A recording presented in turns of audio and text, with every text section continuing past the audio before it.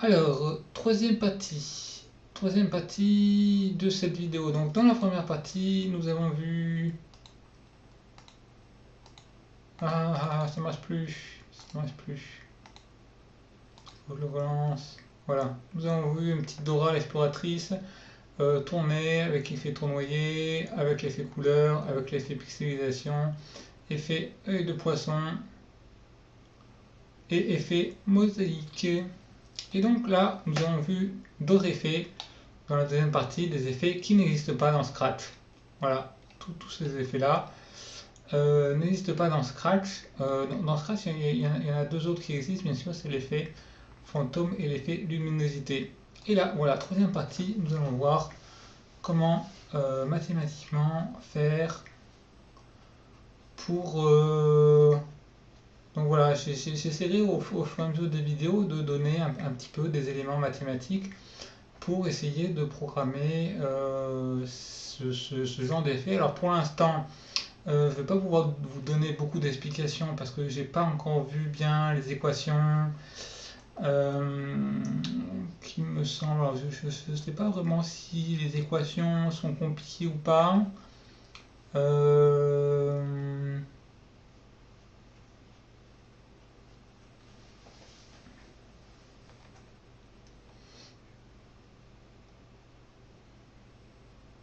Ça m'a pas l'air, bon, ça m'a pas l'air super compliqué, mais il y a quand même des notations.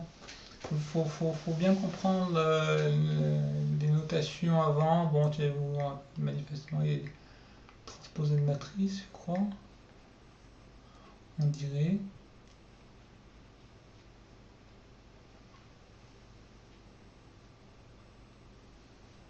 Voilà, et donc voilà, donc c'est assez sympa, hein. Là, voilà, on a un petit bonhomme, et puis en fait, on va faire un quadrillage, et là, voilà, on a des points là, 5, 6, 3, 4, 5, 6, 7, 1, 2. Et puis en fait, voilà, on applique une sorte de déformation. Et puis voilà, le petit personnage va être déformé. Donc on voit bien qu'il a les jambes droites au départ. Et bien sûr, sur la déformation, bon, il a les jambes un petit peu tordues. Et puis voilà, un visage un petit peu déformé. Et puis voilà, c'est pareil aussi pour le background, pour voilà, l'arrière-plan. Pour l'arrière-plan, on peut aussi appliquer des déformations, on peut appliquer des effets de déformation. Voilà, par exemple sur le fond. Voilà, donc par exemple, voilà, avant, après. Voilà, donc une sorte de déformation là comme ça. Voilà, bon. Voilà aussi. Avant, après, après.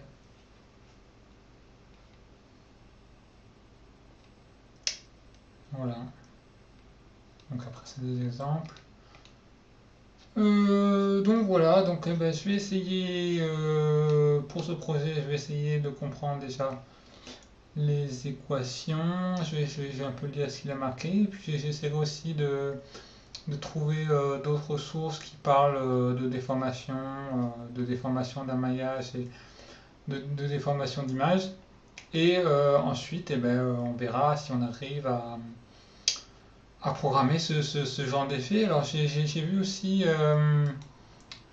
sur Scratch un petit programme justement qui partait d'une image et en fait qui transforme une image en liste. Voilà, parce qu'en fait chaque pixel c'est des couleurs, donc en fait voilà, il faut arriver à créer une liste avec qui pour chaque pixel en fait va retranscrire la couleur, et puis après voilà, ce sont des algorithmes qui permettent de passer d'une liste à l'autre, et ensuite voilà, il faut repasser dans l'autre sens de la liste à la nouvelle image, et on aura notre déformation. Donc voilà, donc c'est la fin de cette vidéo. Donc il y aura, j'espère qu'il y aura une